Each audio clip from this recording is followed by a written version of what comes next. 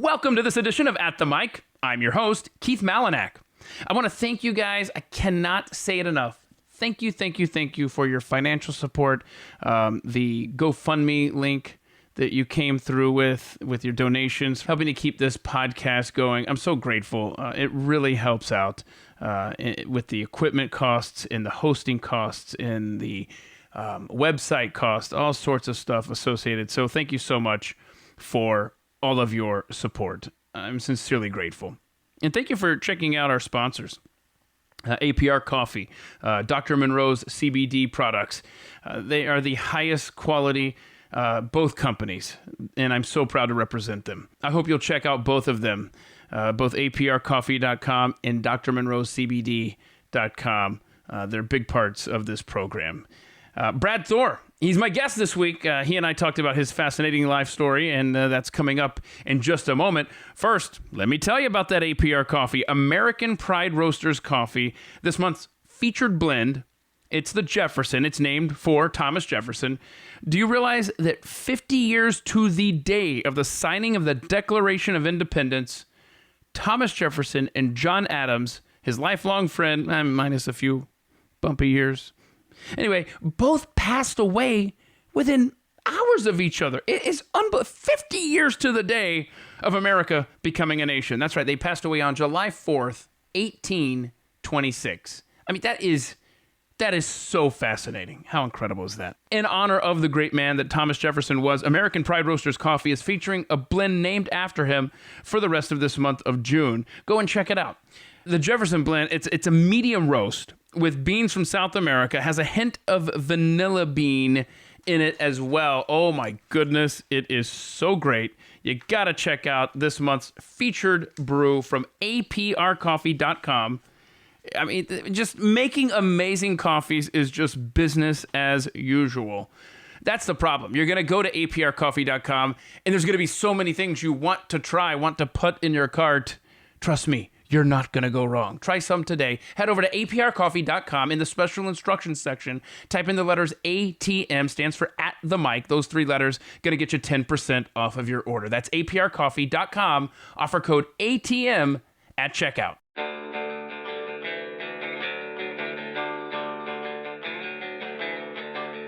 You're listening to At the Mic with Keith, an independent podcast production. Brad Thor is one of the world's most prolific and successful writers, with his incredible ability to capture our imaginations with the adventures of his protagonist, Scott Harbath. On this episode of At the Mic, we talked to Brad about what he originally went to college for, how the main character in his novels got his name, and how a question, a train ride, and a magazine article changed Brad's life forever. He also gives us some tips on healthy living and talks about his flirtations of running for office and what the future may hold for him in the political realm. It's Brad Thor, my guest this week on At the Mic. Joined by Brad Thor, who has been called America's favorite author. He has sold, what do you got, Brad, 15 million books in print at this point? My gosh, man. That is awesome. Do you ever sit back and just say, wow, what a ride we're on, huh? You know, it's funny. The son of a Marine and my mom was a flight attendant for TWA, and they raised us never to rest on our laurels. You know, they say show up at work as if it's your first day, and never forget that if you don't do it right, it could be your last day at the office. So it is kind of hard to believe there's that many books out there. My new book is the 21st one I've written. So yeah, it's been quite a journey. But I think just being the Midwestern guy with a good work ethic, I'm always looking forward. I don't look over my shoulder that much. I probably should, and appreciate all that's been accomplished. No, that's so cool. Because you were born in Chicago. Yep. And was your childhood, were you basically raised in Chicago then? Yeah, so right downtown Chicago. My dad was from the South Side. The Marine Corps was his ticket out of the South Side of Chicago, and my mom was from a suburb called Park Forest, and they met downtown Chicago, and that's where I was born and raised. I read something where you talked about your dad, who you just mentioned, being a Marine. He, correct me if I'm wrong, wanted you to go into business, correct? Yeah, so my dad went to school on the GI Bill, and he started his own business and that kind of stuff. And he wanted me and my brother to come on board and take over, essentially have it be a family business that we would join after college. And my brother and I both went into television after college, which is kind of funny. Gosh, because you went to school at Southern Cal, correct? Yep, correct. And I guess you started studying business, and what, about a year into it, you realized, oh my gosh, my passion is writing. Is that how that went down? Yeah, pretty much. I really didn't like being a business major, and I remember it was Valentine's Day was coming up, and we had an economics class, and this economics professor was so excited. He said, I've got the best way to teach you about economics. Okay, you manage 6 flower stores, you've got X amount of orders for roses, but only so many vases. And I closed my textbook. And my friend sitting next to me said, what are you doing? And I said, listen, I'd rather take a bullet between the eyes than be a middle manager in a flower store chain for the rest of my life. And they said, it's just an exercise. This is just a way to get you thinking about economics. And I said, yeah. I said, this runs a lot deeper than flower stores and economics classes. I'm just not happy with my major. And I walked out of the classroom not knowing what I was going to do. And I spent a couple of days kind of down in the dumps and saying, I don't know what I'm going to study. And a friend recommended I go to the college counseling office, and I did, and they gave me a test. At that time, it was called the Strong Campbell Personality Test, and it compared your interests and passions with people who were considered successful and fulfilled in their careers. Didn't mean that you actually had an aptitude for those arenas, but it just meant that your interests line up with these people who do these jobs and love their jobs. And I scored off the charts for writing and publishing. And I'd wanted to be a writer ever since I was a little boy. But in my family, the arts were something to make you better rounded. They were not a career path. So without telling my dad, without telling my mom, I switched my major to creative writing and also film and television production. And I switched it, but didn't declare. I guess to be clear, I went and started taking classes for those majors. And they told me in the registrar's office, they said, listen, a week before graduation, you can switch it so that you get the right thing on your diploma and everything. And they said, you really need to stay on top of this and make sure you're taking all the classes you need and all that stuff. So that's what I ended up doing. So when did your parents, when did they realize that you had changed your major? When did that come? Well, my dad's a pretty smart guy, and copies of the report cards went home. So it took about a year and a half. And he's like, okay, I'm seeing introduction to poetry writing, fiction writing, from page to screen class. He said, I'm not seeing a lot of business classes on here anymore. So yeah, one year when I was home for vacation, he dropped the hammer on me, and I had to come clean. He swept me, and I had to just tell him everything that I had done. But by that time, it was late 80s, early 90s, and a lot of bond traders had been leaving New York to go to Hollywood to do financing for films. And those stories were making it into mainstream business publications like Fortune and Forbes, things that my dad would read. So he thought I was ahead of the curve, and he said, well, let's get you a finance master's degree. I mean, he was pushing in these areas I didn't want to go into. And I just said, okay, well, let's see. Let me finish up this creative writing, film and TV stuff, and then we can talk about a master's degree. And I never got a master's. Man, that's great. I want to talk about, you have a younger brother, and his name is Scott, and it's spelled with one T. I love the story on how he ended up with just the one T. My brother is Scott Thor. My mom did not want him to write Scottthor. She thought they were 3 T's in a row were too many. So when I named my protagonist, I named him Scott, like my brother, with one T, and I had so many readers say, why does he have one T? So I gave Scott Harvath the middle name Thomas and said that his mother didn't want him to write Scottthormas, Harvath. That is so great. That is such an homage to your family, just kind of tucked in there with the story. Which, by the way, the Scott Harvath series, you said you've written 21 books now.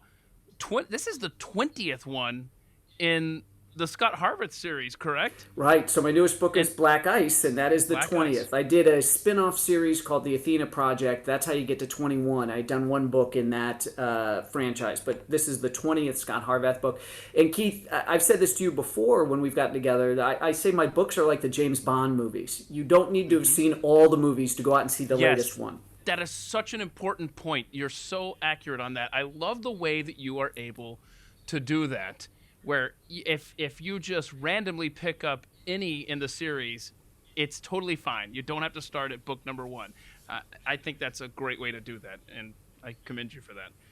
Thank you. So, yeah, you mentioned there about how you and your brother got into TV. You you hosted a show? What was it? Traveling Light? Is that Yep. accurate? Yeah. Yeah, and so that was on public television. Are those episodes online anywhere? Are those available where people could go and see that? You know what? I never put them online. So, yeah, I'd have to renew the music licenses and things like that to put them on there because we just had a special broadcast rate because it was going out on public television. And then you could, back then, you could get the VHS tape and then you could get the DVD if you wanted to order afterwards. So no, nowhere online. In fact, I just we were talking about doing a project, and a group wanted to see an episode. So I'm like, okay, well, the fastest way for me to do this is just to upload it and give you a private link on YouTube.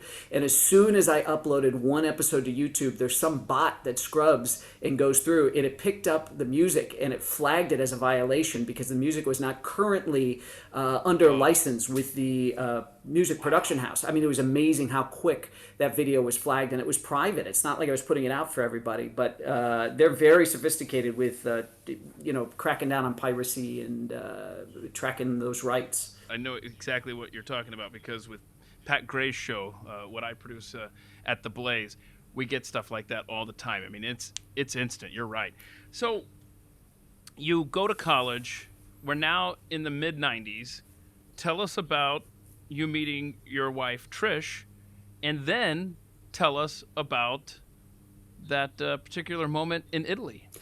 So I was home from, I'd been based overseas to do my first season of shows for Traveling Light, which, for those of you listening to this that don't know what Traveling Light was, I did a lot of travel when I got out of college, and I thought, that's cool. Yeah, I saved my money. I worked renting apartments in LA. It got me a discount on my apartment and allowed me to save money and everything. And I always thought that travel made me a better American. Seeing my country from abroad made me realize how lucky I am to have been born in the United States. So I wanted to give that encouragement to other young people. Don't wait till you're retired to go out and see the world. Do it now. So I pitched the show to public television as being for 18 to 34-year-olds. Here's how to go to Europe, have a good time on a budget. And they loved it. They aired me back to back with Rick Steves, who was the big travel person, and those blocks were always really successful. We had great numbers, and we had fans well into their 70s who loved to watch the show. They loved the energy. They thought it was a lot of fun. It was night and day different from Rick Steves. So I had been doing these shows. I came home to visit my family because I had a ticket that I had to use before it expired, and I was going to go back overseas and make some more shows. And while I was home, I bumped into a friend who invited me to a wine tasting party at his house. He said, "Oh, my wife and I are having a bunch of friends over."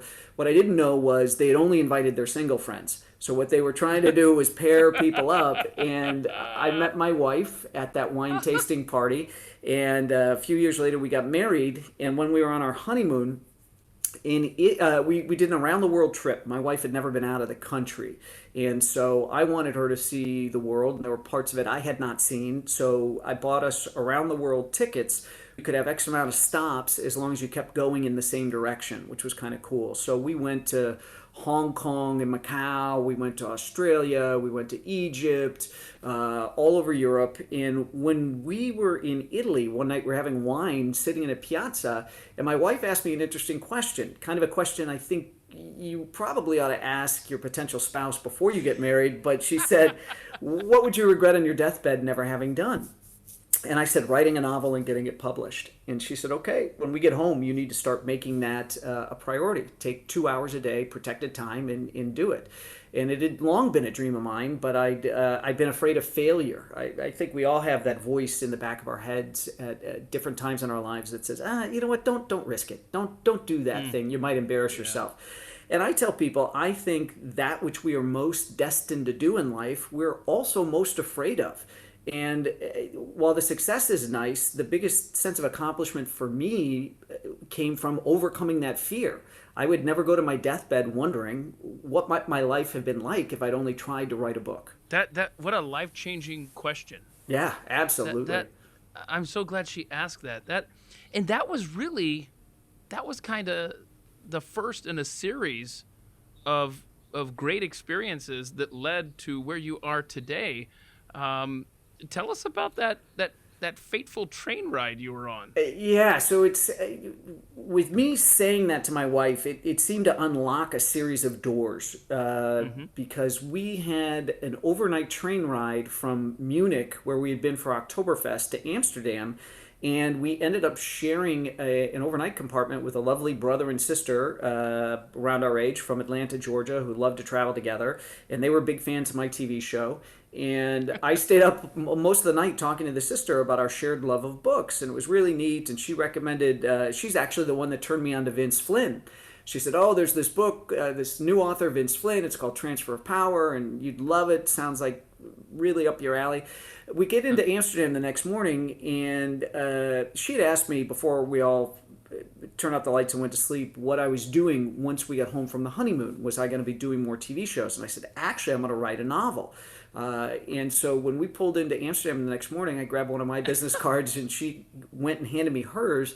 And she hadn't said anything until right at that moment. I saw her business card. She was a sales rep for Simon and Schuster, and she said, That is awesome. if you actually do write that novel, give me a call. I'd like to read it, and maybe I can help you at Simon and Schuster." And Wow. that's where I've been for all 21 books because of Right. Cindy Jackson.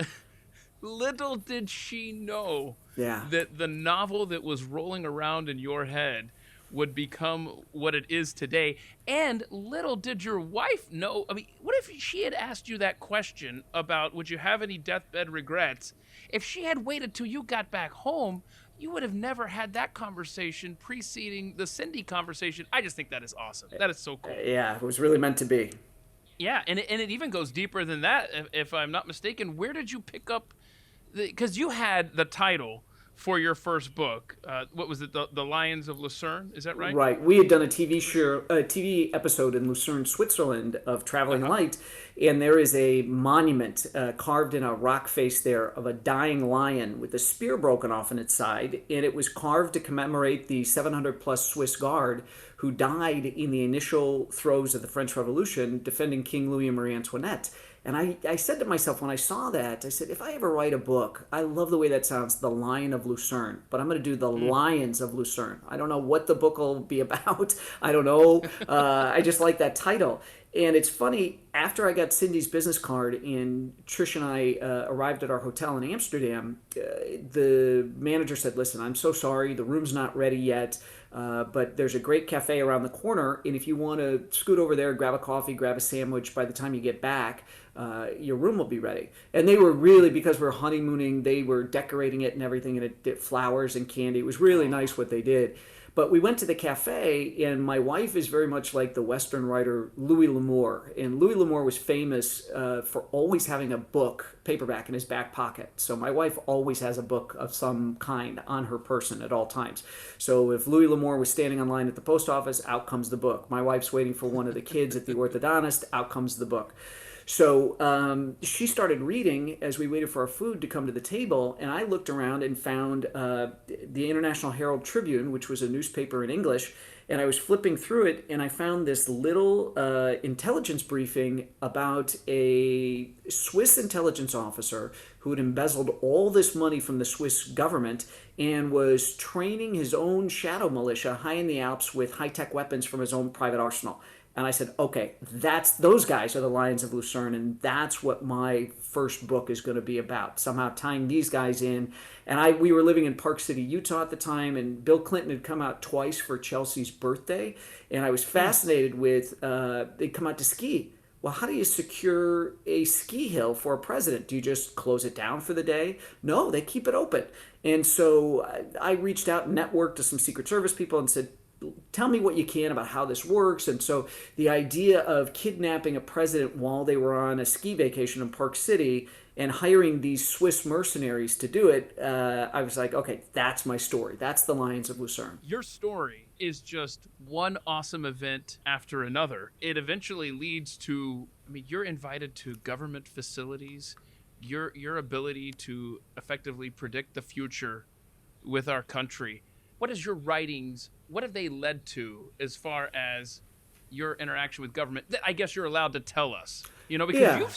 you've been behind the curtain, man. A little bit. I've been able to do some really cool things. Probably one of the greatest honors was after 9/11. The government set up what I think is one of the most forward-thinking and aggressive federal programs I've ever heard of, and it was called the Analytic Red Cell Unit. And long before the 9/11 Commission came out with its report, the U.S. government said, you know what, we got caught with our creative pants down. We were not imaginative enough as far as what the attacks we were facing might look like. So they said, let's get non-military, non-intelligence agency, non-government people into DC to help us war game what might come next, both for us at home and abroad. So they brought in people like me, Michael Bay, the director of the Transformers movies and the Benghazi movie, and we brainstormed with them. Here are areas you might want to look at. Here's different attack scenarios, and then they would feed us information or little tidbits. I always suspected they had pieces of information that they couldn't connect, like puzzle pieces without the box. You couldn't see what the puzzle was. You just had a handful of pieces, and they would say, okay, if you had this, this, and this, how would you connect it? And we, of course, were bound not to discuss anything that went on in there, but they did publicize one scenario, which was how might terrorists take advantage of hurricane season? So if a hurricane was barreling down on Galveston or New Orleans and you had people in shelters, might terrorists attack the shelters? A lot of critical equipment gets moved out of the path of the hurricane. So whether those are ambulances, fire trucks, bulldozers, things like that, and they get marshaled in a yard someplace deeper inland, might they attack that? So that was the one thing that they published to give an example to the American public of the kinds of things they were looking at. So very, very cool group. I had this Jack Bauer guy that I had a cup of coffee with during one of the breaks, and we stood in this little kitchenette room where the coffee was, and this guy, I don't know what got us on the subject, but he started digging around in the trash. He goes, well, let me show you the kinds of stuff we learned. And he's digging around in the trash, and he pulls out ingredients to make a bomb. He said, I could make a bomb out of this. There was like a butane lighter somebody had thrown away, a surgical glove, and he said, let me explain to you how I would fill this with gas, and then I would attach it to my cell phone, and I could ring my cell phone from a landline, and it wouldn't be a huge explosion, but enough to be a diversionary. And for me, a guy who loves this world, it was like being a kid in a candy store. It was pretty cool to hang out with some of these people. Wow. And an honor to serve. I mean, my dad's a Marine, no longer active, Right. but for me to be invited to serve my country, not by picking up a rifle, but by using my creativity and my brain power, it's one of the greatest honors I've ever enjoyed. That's really cool, man. And before you were this phenomenally successful writer, you've held other jobs, man. I know that you've been a server at a restaurant, a bartender. I got to know, what's the best drink that you make? The best drink I make. You know what? It's funny because I worked at a bar in Greece, and we sold a lot of beer, a lot of shots. And the cocktails were actually my boss's responsibility. It's kind of funny. I had a brilliant boss, two bosses, two British expatriates had this really cool cocktail bar in Greece.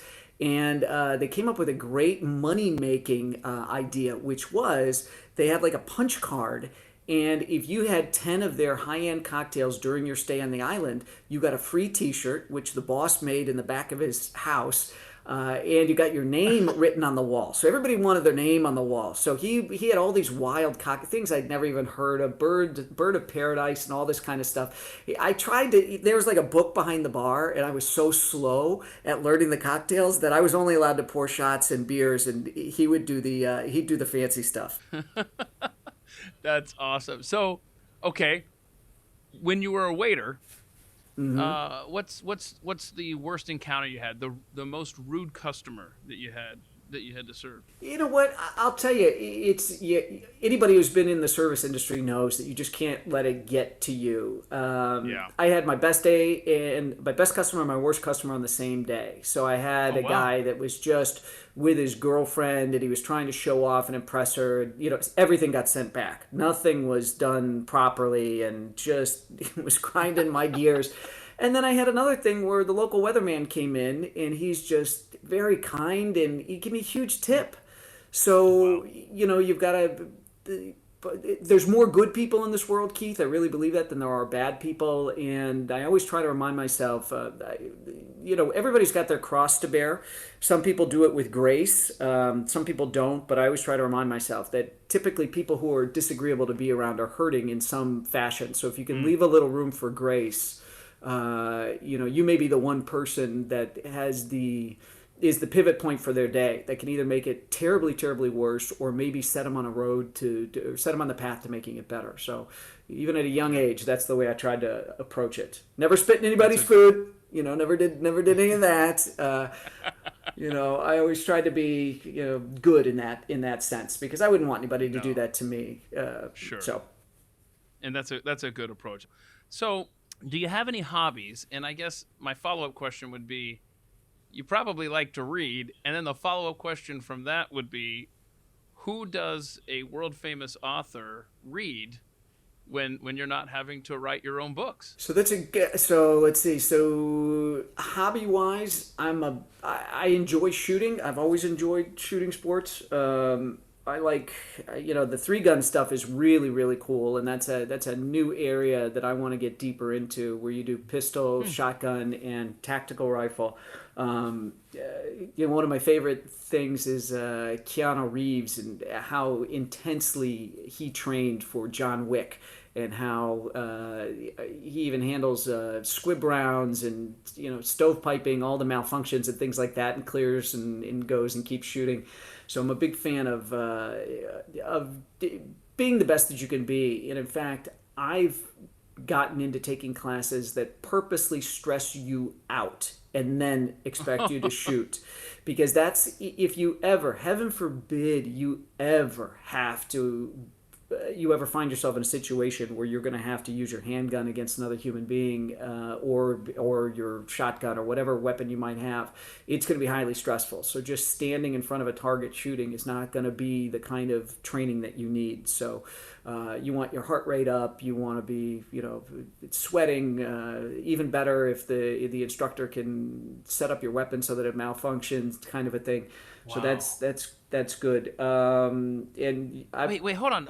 I don't want to interrupt you there, but I've never, as a gun owner myself, I've never thought of that. Like, why am I going, you know, in front of a target at the range? I should be figuring out high stressful situations. You know, so here's my question to that is, where do you go to get this kind of training?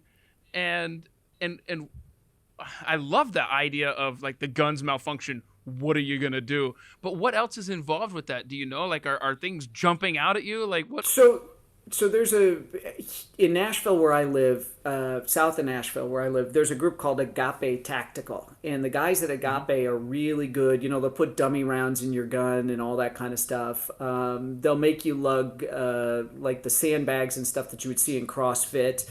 Run up and down stairs and all that kind of stuff, and then only have X amount of time. A lot of stuff under the timer, which adds to the stress. You have to get off X amount of rounds. They have to be, you know, in a certain grouping and things like that.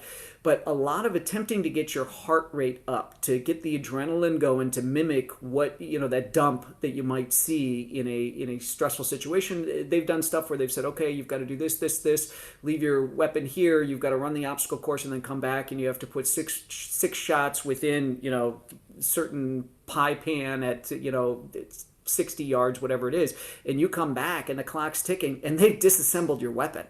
So you need to completely, yeah. I mean, they're very creative guys that I work with here. So that guy, we even had a member. They do a lot of church security team training as well to help churches be safe. And I have been with some church-going folks that have let a couple of choice words slip that I never thought I would hear them say. But coming back and finding your weapon in pieces, and being under the ticking clock it creates some interesting reactions. I've got to look into that. That sounds fun. Okay, I'm sorry. Other hobbies for the Brad Thor here. I've always been a big reader, and I really believe that you can't be even a halfway decent writer unless you're a voracious reader. Stephen King had a great piece of advice once, which is write what you love to read, because that's where your passion is. And it's true. Ever since I was a kid, my parents, big readers, and my dad and my mom loved Clancy and Ludlum and Forsyth. And whenever they would finish one of those books, I'd steal it. I was probably reading those books way too young, but I loved them. I absolutely did. So I'm a big time reader. So there's a lot of authors. There's so many good ones out there, and they keep coming up. We see a lot of guys coming out of the military now, like my buddy Jack Carr, who's a great author. He and I had a funny discussion because he said he always wanted to be a Navy SEAL and an author. And I said, well, I'm similar, except you're smarter than I am, because I always wanted to be an author and a Navy SEAL. I did it in the wrong order. I'm too old to be a Navy SEAL now. But Jack did his time as a SEAL and then now is a terrific, terrific author. He and I met through another very dear friend of mine from the SEAL teams. And I've had a nice relationship with Jack for many years, and he moved to Park City, Utah, which is kind of cool, which is where we used to live. And I was scheduled to go out with my family for spring break, March 2020, and the day before, Friday the 13th, we canceled the trip. I was going to go out and see Jack. We were going to ski, all that kind of stuff, and unfortunately had to shut it down because of the pandemic. Ironically enough, Jack Carr was the guest on this podcast just a couple of weeks ago. If people want to go and check that out when we're done here. Okay, favorite book that you have read in your lifetime? Easy. It's called Pillars of the Earth by Ken Follett. Great book. So when cathedrals were built, they would take, more than one lifespan. It could be hundreds of years to complete a cathedral. And so it is a story about the building of one cathedral, but it weaves in all these tales of people's lives that touched the cathedral, that were involved, all the good things, bad things that happened. It's a sweeping drama. It's a great book. For a thriller, I will tell you, something exciting, pulse-pounding. One of the best books I've ever read is by a writer named William Forstchen, and he's Newt Gingrich's writing partner. They did all the Civil War books together, and his book is called it's either 1 or 10 Seconds After. I'd have to. Yes. I don't know if you're familiar with that book. I don't have it on the shelf here. That's where the EMP bomb goes off. They don't know. The protagonist picks up the phone. It's his brother calling from the Pentagon to warn him, and before his brother can explain what's going on, the phone goes dead. The lights go dead. He looks out the window, and the cars on the highway have come to a complete stop.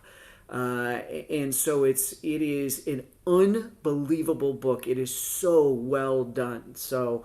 I think it's 28 Days Later is one of my favorite zombie movies. So all these days later or seconds later, they all start to kind of blur. And I'm sitting here and I don't have the courage to take the bandwidth to hop on to like BarnesandNoble.com and look up the correct.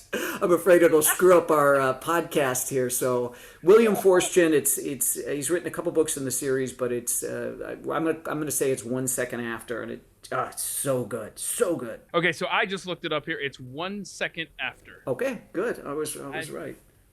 Yes, that's okay.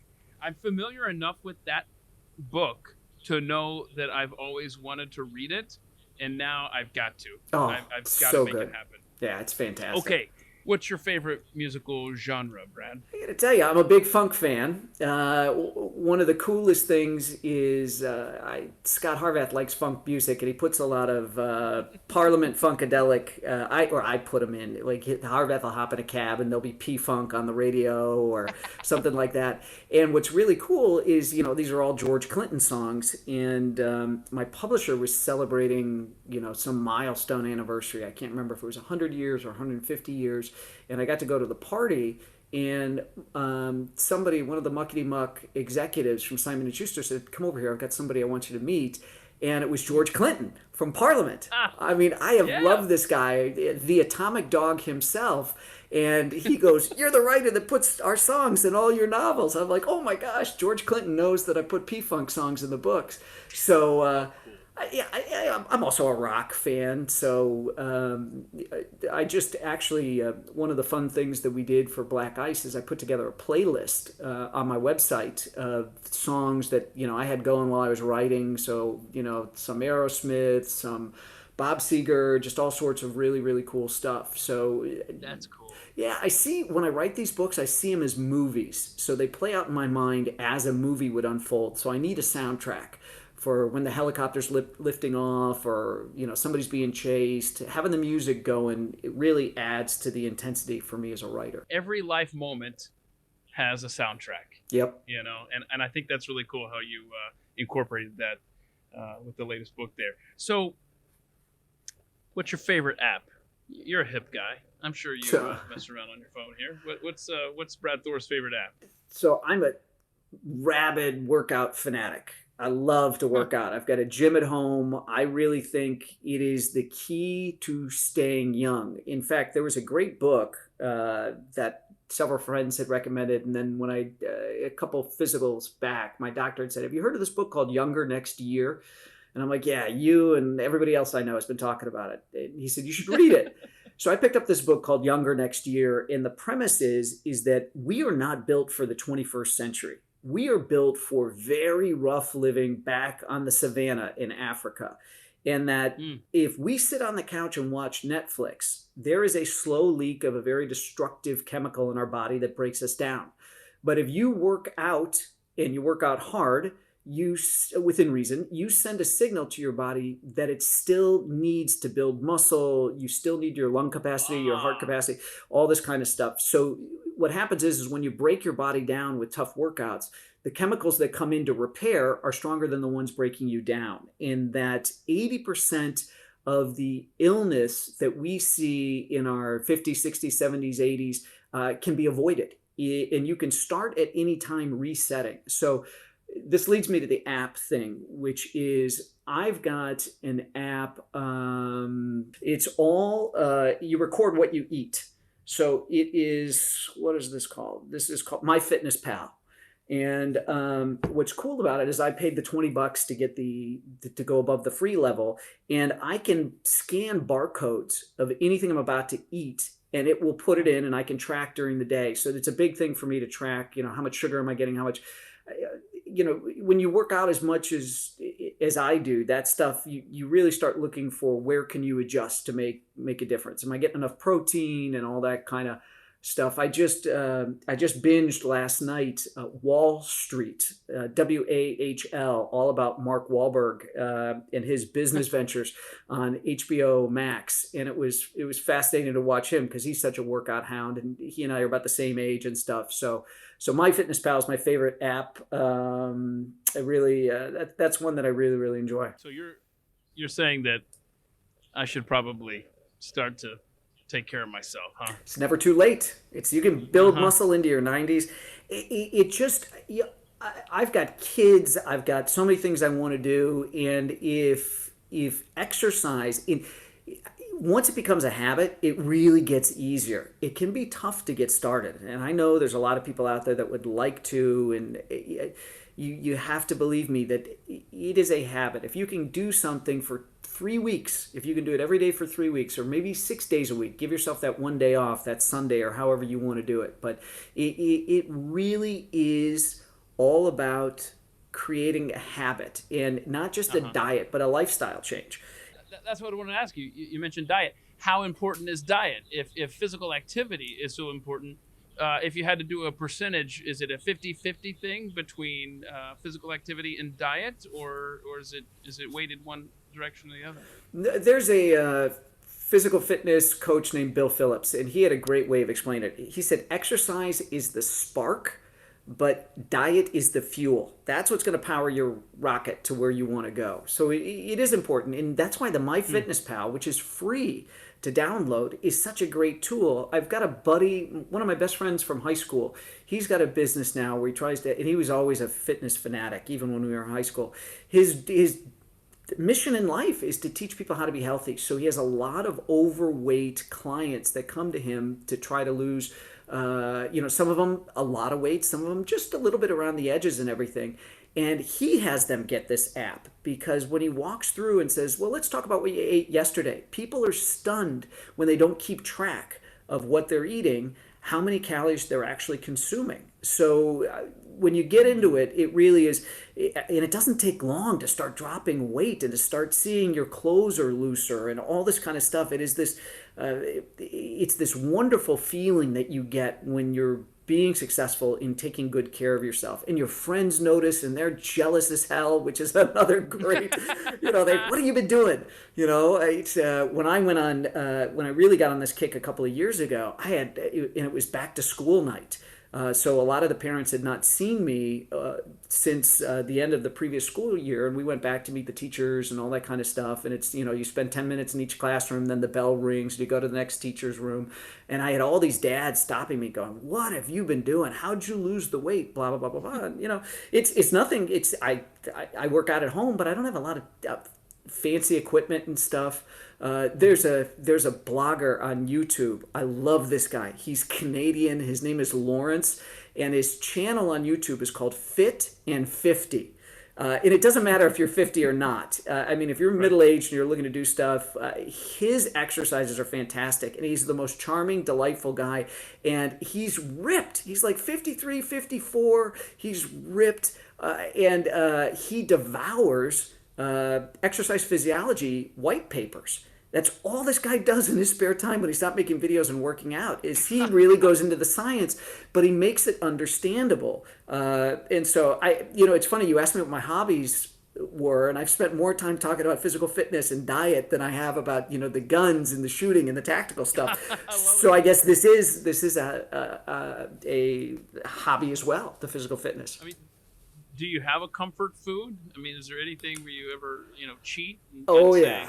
What is that? It's pizza, and it's like a supreme meat lovers pizza. Those nights where I don't want to cook. Perfect food. Yeah, no, it is. It is the perfect food, and I pay for it when I get on the scale the next morning. But you know what?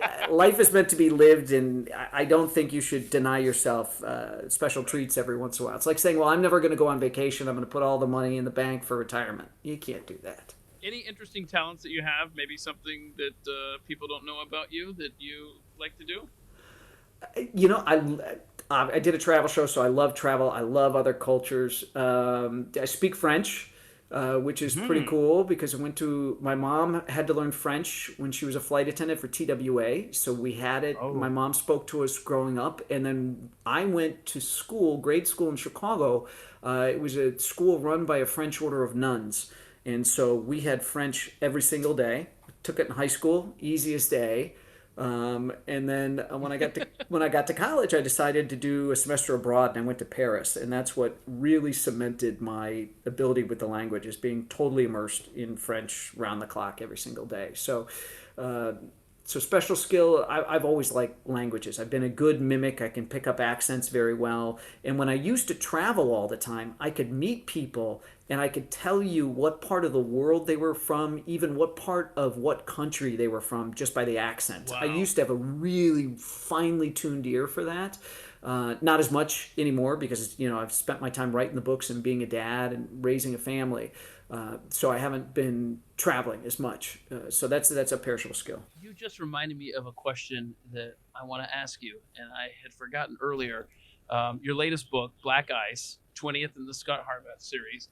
You just mentioned how you spend your time writing books, obviously. Mm-hmm. So here's my question for you. When you first started this series, did you have any idea that it would be going along, this series would go along this long, this many books, or are you, I don't want to say making it up as you go along, are you just kind of inventing stories along the way? Like how has this process played out? Do you have a huge whiteboard in your basement with a timeline on it? Like how does it go? It's a great question, Keith. I had never intended for this to be a series. I thought I would be like Michael Crichton, and I would write one book, and then the next book would have a whole different protagonist and different set of characters, and it would be fun to come up with new ones. And my editor said to me, she goes, Brad, how many authors do you read, and you read because it's the same character coming back and you want to take another adventure with that character because they've become a part of your family, a part of your life? And I said, well, actually, probably more than not. And she said, well, we've given your book to test readers. They love this Scott Harvath character. If you write another one with Scott Harvath, you're going to have this audience that's going to be so happy. You've really done a good job. And to not come back to Harvath would be doing that character, the readers that you're going to build, a disservice. And so that's how that happened. But it's tough. It's tough to come up with new plots, new ideas that situations Harvath hasn't been in before, and then to continually reveal a little bit more about the main character so that you're learning a little bit more about him with each book. So Black Ice for me was such a cool concept because I think a lot of people are just starting to look north to the new Cold War that's erupting in the Arctic, and particularly with the Chinese and the Russians and what they're doing up there and how tense things are and what the stakes are. The stuff that I learned in researching, and this is a thriller, but Glenn Beck coined the term faction. And, he's always said about my books, he said, you don't know where the facts end and the fiction begins in Brad's books. So true. And that's part of the fun. We'll get back to our chat with Brad in just a moment, but first, I'm going to talk to you about pain. If you know me at all, you know that I am no stranger to it. I have injured practically every area of my body, and recently, I underwent hip surgery, and that, was such a blast. But the complicating thing about my recovery was how sensitive the skin on my leg got afterward. I couldn't touch it. I was in so much pain. It was very tender. And that's where I was introduced to Dr. Monroe's pain cream. It soothed away the pain. It allowed me to focus on the physical therapy stuff again instead of what was going on with my skin. I've told you about Nancy and her titanium screws in her ankle and how Dr. Monroe's pain cream brought relief to her world, and she no longer dreaded getting up in the morning. You can have a similar experience as well. Unlike other products that can take weeks to build up in your system, Dr. Monroe's pain cream is able to provide targeted relief within minutes. Get your mobility back. Get your life back. This pain cream uses patent-pending technology developed by Dr. Stephen Monroe, makes this CBD product unlike anything else that's available to you. All of the many products from Dr. Monroe's CBD are all specially formulated. You got 0 THC, so you're not going to get high. You're not going to have brain fog or test positive on a drug test. You get all the positives of the hemp plant without any of the negatives. Remember, that's a risk-free trial that they're offering to you. And there's so many other products to choose from. Visit drmonroescbd.com today. Make pain optional, not required in your life. drmonroescbd.com. drmonroescbd.com. Do you have any idea of how many more adventures we're going to have with Scott Harvath? I just signed a new contract with Simon & Schuster for 4 books. So I know there'll be at least four books more. Okay. And I have little kind of data points. I really want to get this next book. I want to sit down and start page 1. My kids are getting out of school. I want to begin it. They've got their summer jobs and everything, and I really want to get cracking on it. So I've got some really cool real world things, and I like to write about stuff that's just about to happen, sort of a thing. And so I'm as we're recording this, something that happened was the Ryanair flight being skyjacked by Belarus and being forced to land, and so they could rip that dissident off there. But it was fascinating because 4 KGB guys get on this flight from, it started in Athens, and I forget where the end point was supposed to be. I think it was supposed to be Latvia. But 4 KGB guys get on with this dissident. The dissident doesn't know the KGB guys are on the airplane. But then these guys, when they get close to Belarus, they fake a bomb threat.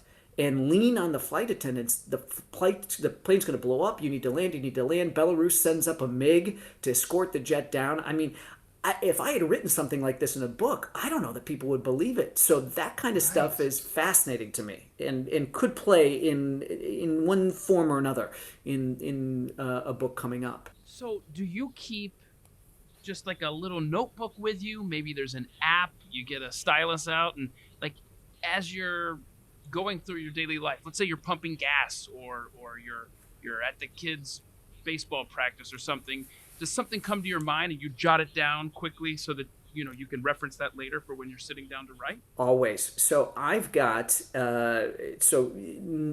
I collect those hotel notepad things from the nightstand. I've got stacks of them, and they are all over the place. But my favorite thing is I've got in our on our bookcase. We actually have a bookcase in the dining room. That's what a big book family we are.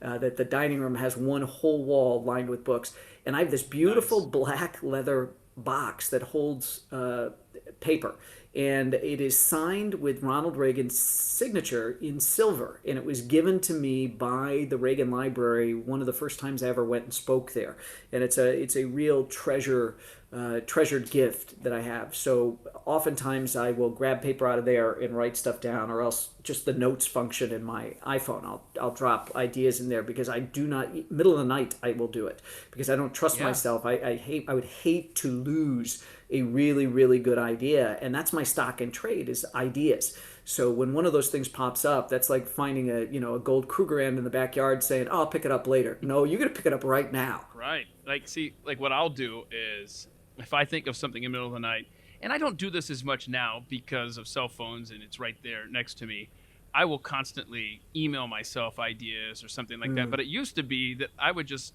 toss a pencil or something off of the nightstand, and when I'd wake up in the morning, I would be like, "Why is that in the middle of the?"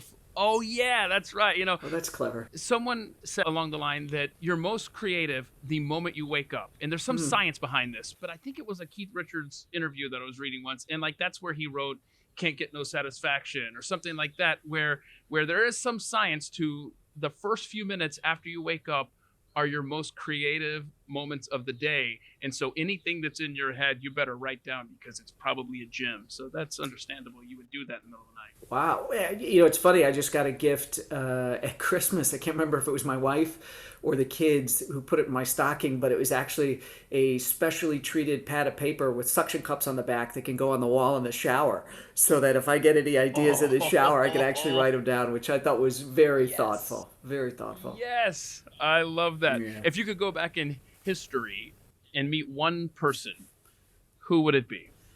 Wow, that's a great question. There's so many people I would love to meet. I mean, I'd love to. You can throw out more than one. Yeah, I mean, I'd love to meet Thomas Jefferson. Right. I got to tell you, living in Paris, I read about Casanova. Actually, I read the memoirs of Casanova. It was fascinating how this guy. He did so many. He was a spy. He set up the French lottery system. Of course, he's known for betting all of those women and everything. But he really did have an interesting life, and he'd be somebody that I would really enjoy meeting. I think Patton would be an incredible person to meet.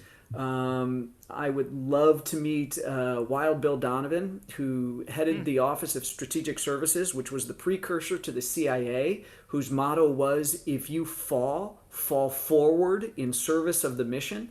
And he was a real character, real outside the box thinker when it came to sticking it to the Nazis. So I think he would be fascinating too. There are so many. I mean, you could go back even further. Wouldn't it be neat to meet Da Vinci, Rembrandt, people like that? Hannibal. Hannibal would be so interesting to meet. I'd particularly like to meet him when he's trying to get the elephants over the Alps. That's what I was thinking when you said that. Yeah. I was waiting for you to finish your answer because I was going to say, you got to ask him, what were you thinking about the elephants over the mountains? Pretty darn cool. So, okay. Most embarrassing moment? Anything come to mind? Oh, wow. Recently or just overall? Anything you want to share? Anything that you feel like sharing with us? Boy, it's I'm so darn glass is half full optimistic. I try to think of Okay. those things as, opportunities to grow. Mm-hmm. Boy, most embarrassing moment. Ask me another question. I'll see if something pops up on the embarrassing Okay, moment thing. If sure. I could think of Sure. anything that's worthy of sharing. It doesn't sound like you're going to have anything on your bucket list, but I could be completely wrong. But just based on your travels and your success, have you done everything that you want to do? In other words, going back to your wife's question, is there anything currently that you would regret not having done on your deathbed? Yeah, I actually would like to spend some more time, longer periods of time abroad. I've been able Mhm. to take my kids on vacations, but boy, more than 2 weeks and it just doesn't work. And I became Hmm. an author because I love to write, but one of the perks I always thought would be that I have my summers off and I could travel. And if I've got my laptop, I could be in Mexico or I could be in Greece or I could be in Norway, something like that. Hmm. And that hasn't been the case because the kids have got to go to summer camp and there's this and there's that. Anybody who's a parent who's listening to this understands. I mean, it Yes. revolves around the kids. I remember me being Uh-huh. such a brilliant guy saying, "Well, I'm not going to tailor my life. The kids will have a wildly interesting life and they'll just come along for the ride." It doesn't work that Uh-huh. way. Uh-uh. Does No, no. not. They've got their own lives to live. That's right. So I'm looking forward to now that the pandemic is easing and travel restrictions are being lifted and stuff like that. I'm really looking forward to traveling more uh, because one of the things I enjoy, I know how lucky I am to be an American, but I enjoy being an ambassador for our country. I enjoy meeting people from other nations and having them ask me questions about, oh, this doesn't make sense and why are there so many guns in America. And I like actually talking about our culture, particularly when I can take away misconceptions about the United States, or be a good reflection on the United States. So I enjoy being in foreign countries. It's a lot of fun and it feeds my creative well. But I also like being a brand champion for the United States, because I love my country and I love crowing about it. So I do it within reason. You don't want to be obnoxious in somebody else's country, but Yeah. but you'll find people are really curious and they want to ask you questions. And why do so many people get so angry when a Chick-fil-A opens in Chicago? I mean, I could ask crazy questions, but I'm more than Yeah. happy to answer them because politics really is my baseball. So I guess if I have another hobby, Keith, politics would be it. I've worked on a Yeah. couple of presidential campaigns. That's the way my dad, the Marine, raised us, is that we don't own this country. We are merely stewards, and it's our job to hand a freer, more successful, more prosperous, better America to the next generation than was handed to us. And so to do that, you need to know the issues, you need to be involved. And so, boy, that is one of probably my biggest passions. Is I'm a voracious consumer of all things political, right, left, center. I want to know what everybody's thinking, what everybody's saying, so that I can make the best, most well-informed decision for myself and my family. And that was so well said about how basically the charter of a parent, of an American parent, is to hand off a country that is better for our kids than what we inherited. And you reminded me of something when you talked about working on a couple of presidential campaigns. I remember when you visited us here in Dallas one time, Oh and gosh, yeah. it just occurred to me, I took pictures of you with Thor's Hammer It's out here it's in the framed in my studio. house like the Kennedy pose at the Yes. window. We have it framed not once but Yes. twice. We have it in our living Ah. room, and my wife loved it so much she has it framed and in her office as well. And that was you. I remember when we did that down Yeah. there. That was fun. So, yeah, and you just shook that memory loose because at the time, I don't know how serious it was. You can see where this question is going, but at the time there were rumors that Brad Thor may run for president. And so that's why I was like, "Hey, let's take some pictures here in the studio with you and Yeah. Thor's Hammer blah blah blah." Anyway, so here's my question. how serious were you? And more importantly, have you given any serious thought in the future of possibly running for president of the United States, Brad Thor? So I was very serious. More than anything else, I wanted to get into the primaries because I wanted an opportunity to make sure, the Republicans had let me down way too often. They told me years ago that if we could just get control of Congress, then if we could get control of the Senate, and then if we could get a Republican in the White House. And one of my big things is I think national debt is a national security issue. I don't like overspending. I don't like it when the Democrats do it, and I like it even less when the Republicans do it. The Republicans, I used to make this joke that Democrats only use the word compromise when they're in the minority, and Republicans only use the words fiscal responsibility when they're in the minority. So both sides crow about these things that sound really good, but when they have the power, they don't do it. Obamacare was pushed through without a single Republican vote, so no compromise there. And we racked up massive debt during the 4 years of the Trump administration. There wasn't a scaling back. Certain things, I agree, need to be done and all that kind of stuff, but it's difficult to cut taxes and raise spending. And now Joe Biden's $6 trillion budget. I mean, it's insane. A trillion here, a trillion there, it starts to add up to real money. Right. So my desire to get involved in the Republican primary process was to hopefully capture some attention and draw focus to things that we needed to be talking about. And the further I got down that road, the more I realized I wasn't going to get any support in the Republican Party for that. There was no, Joe Walsh ran and everything. There just wasn't the stomach to actually have a robust discussion of ideas and policy, and that's where I was coming from. In fact, there was no party platform. I think that's the first time ever that the Republican Party did not put forth a platform. They just said, we're not doing it. It's whatever President Trump says, and that's the platform. So that kind of put the kibosh on that one. As far as ever running for president, I really do believe that you got to do a little bit. Let me put it this way. I would want to have accomplished more before doing it. I would like to be responsible, to be answerable to the entire American population without even being answerable to a local constituency, whether you're on the school board or you run for Congress or something like that. I think it's too much of a leap. I think there's a reason we have minor leagues in baseball and people play in the minors before they go to the majors.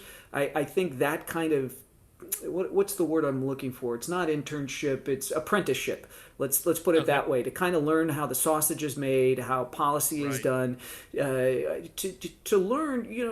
I think it's important, and on the job training at that level of president, it's a little rough. I think it's one of the reasons why we so like governors when they run, because they've had the National Guard, they've run the state, and a lot of it is similar, the things that they face.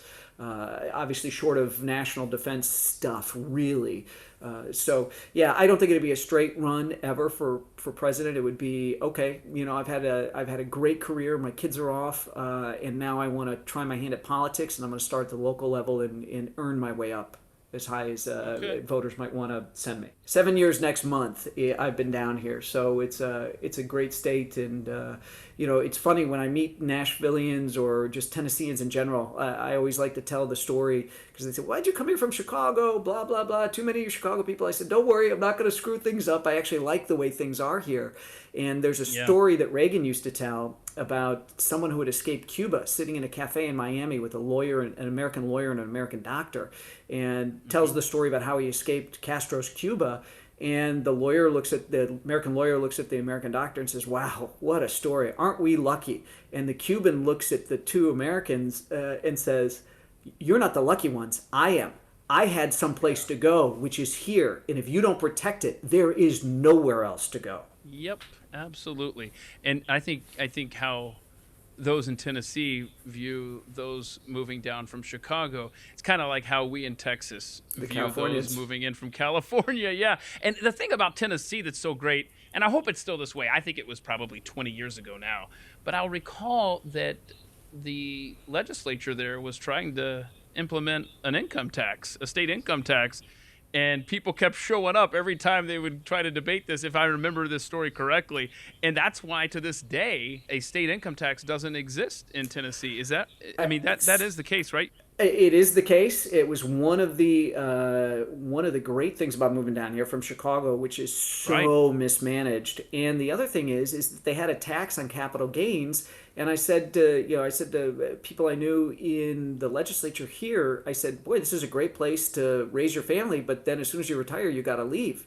I said, "That's ridiculous. Why would you chase away people who are retirees? Why wouldn't we want to have them here?" And God bless the lawmakers in Tennessee. They decided to repeal this. It was called the Hall tax here. And it was this capital gains tax, and so they repealed it. And this is a very Nashville's not been as well run financially as it should be. A lot of bond debt. But they just thought the party would never end. We get a lot of money from tourism. It's a great, great place to visit.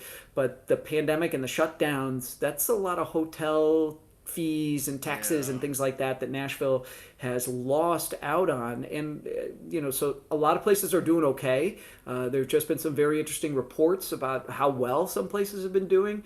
It's been tough for Nashville, but this is a great town, and we expect all the parties to come roaring back. And we're a very resilient group of folks who love to take care of each other and love to show people from out of town a good time. So great place to come. Come to Nashville. Come to Tennessee. Tennessee is a great state. As a Georgia boy, growing up in Atlanta, I've been in Tennessee quite a bit, and I it's just a beautiful, beautiful part of the country. Yeah. Okay, did we think of an embarrassing moment? Anything come to mind, or should we move on? I don't know. I try to roll with stuff, and I take my job seriously, my responsibilities seriously, but I don't take myself that seriously. So I kind of, that stuff. If I do have a bad moment, I let it go, and it's in the past. I don't dwell on it. Swedes are very good at carrying grudges, but not against ourselves. We'll carry a grudge against a neighbor or a family member forever. But if I do something embarrassing, I forget all about it. What is currently in your Amazon cart? So currently in my Amazon cart, it's funny. I just pulled the trigger on my Amazon cart. So I read an interesting book called Twilight of Democracy by Anne Applebaum, and it focused on the political situations in Poland and in Hungary. And it was fascinating about how liberty is eroding, democracy is eroding, and she used those as two places that were examples. So I bought a new book. This is not going to be the feel-good book list of the podcast. I got one called, I think, How Democracy Dies. Glenn really got me interested in years ago what happened kind of in 1930s Germany with the Weimar Republic and this lie that the Jews had stabbed Germany in the back and the onerous reparations the Germans had to pay for World War I and how that led to bad economic conditions. So I like to look at history and look at nonfiction books about democracy because we're more fractured than ever. We are running up debt like crazy, and I want to make sure that I'm as educated as I can be as a steward of the republic, so that if we see like 3 different routes we could take in front of us, and I've done my homework, and I can encourage people in my sphere of influence, hey guys, gentlemen and ladies, route A, this road A over here is better than B, and you don't even want to walk down C. It may look good from where you're standing right now, but let me tell you what happens halfway down that road, and we don't want to go there as Americans, okay? A is the way to go. That's part of my job. That's part of your job, Keith. That's part of the job of everybody listening to this. We can't just put America on autopilot. America does not work unless we are engaged as stewards, as citizens.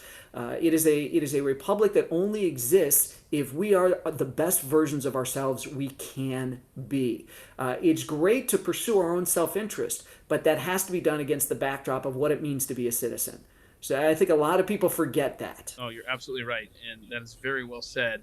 Now, I'm going to actually plan out the next 7 years of your life. Are you ready? Okay, here we go. All right, let me take a note. Go So, ahead. the Scott Harvath series, you have published a book every year since, 2002? Correct. you've been very disciplined as a writer.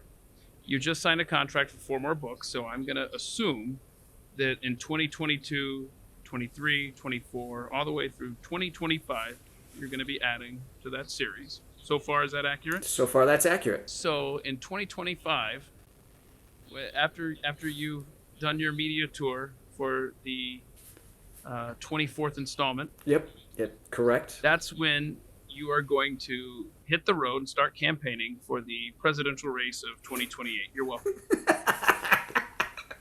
You're welcome. And I can be your official photographer. You can go around with it. No, I'm going to make sure my wife does not listen to this podcast. But let me ask you, what do you prefer, roofing tacks or just straight nails in your pipe bomb? So when my wife decides to send it to you, she does not want me going into politics at all. No, she doesn't. I'm with you, man. 15 years ago, I kind of flirted with the idea of running for Congress someday. And I quickly shut that down because it does not, on any level whatsoever, seem worth it. I will help be a steward of the republic, like you just so eloquently put, from where I'm at. How about that? Well, that's good. I mean, not everybody can, nor should everybody go. History is replete with examples of people that should never have made it to office. I mean, Huey Long. I mean, I could go on and on and on about people that never should have been there. But there are things we all can do. And the big thing, probably the greatest thing I could do, would be to find a way to make civic virtue sexy. How does being, a good citizen, how does that become something that people actually aspire to? That, we used to say, what will the neighbors think? Now, a lot of us don't even know our neighbors' names, and that's not good. That's not healthy. True. I read Charles Murray's book, Coming Apart, and I think it was in Coming Apart, it was Robert Putnam's book, Bowling Alone, and there's a cocktail party question I love to ask people, and I say, what was the one invention of the 20th century that you think served to isolate us from each other more than anything else? So what would you say, Keith? Okay, to isolate us, I'm going to go with the garage. Actually, that's one of the best answers I've ever received on this. And you're so close to what Putnam said. That's very good, Keith. Gold star for you. Putnam said air conditioning. Because we used to sit outside on the stoop trying to catch a cool breeze. Moms would push prams up and down the street trying to catch a cool breeze, and we used to stop and talk to our neighbors. That was a big deal. But as soon as air conditioning came along, we locked ourselves in our houses and we didn't see each other. So true. Yeah, it's a really good example of kind of unintended consequences of something you wouldn't normally give another thought to. But so it's interesting. So that's my big thing. We are living through interesting times, and all through the lockdowns and the pandemic, I just tried to remind my own family, leave room for grace. Just people are going through tough times. People are concerned about their way of life, their livelihood. There's been it's tough not knowing what tomorrow's going to look like. It's hard to make plans. It's been difficult, but we are a resilient people. We're made of great stock. And I have no doubt that maybe by the time of the broadcast, this podcast, we've roared right back. It could be a brand new Roaring 20s. I hope so, sir. I do hope so. Okay, bradthor.com, or I guess probably amazon.com, is a good place to go and order right now. Black Ice. The Scott Harvath series rolls on with Brad Thor. Get this book. And remember, like Brad said, you can pick it up anywhere. You don't have to read in chronological order. That's a genius way to do it, man. Anything I've missed out? Anything we need to cover? Anything that comes to mind here? No, this has been great. Great questions. Thank you very much. Cool. Absolutely. Thanks for making time. Brad Thor on At the Mic. Thank you so much, sir. I really appreciate it. It's my pleasure, Keith. Thanks for having me. I had fun chatting with Brad today, and I hope that you learned something that you didn't know before listening to this podcast. There's a lot more to him than just being a writer. That being said, be sure to order his brand new book. And coming up next week, I'm going to sit down with a high school buddy of mine who has some memorable stories to share with us. some are about me. Rick Goins has lived a life that has taken him to New York City, Los Angeles, California, points in between. It had him writing screenplays, appearing on a television show. We're going to sit down with my friend Ricky next week. Until then, please don't forget the website at themikeshow.com. Please share that link with your friends and encourage them to take a look around and click on any interviews that look interesting to them. Because growing this podcast is the key. We can do that by having more people discovering it. So if you could share this at themikeshow.com, I would be quite grateful. Just pick one person in your life to do so, and that would make all the difference. Until next week, go be free, and thank you for listening to At the Mic. This has been At the Mic with Keith, an independent podcast production. Head to atthemicshow.com for archived episodes, sponsor information, and ways to connect.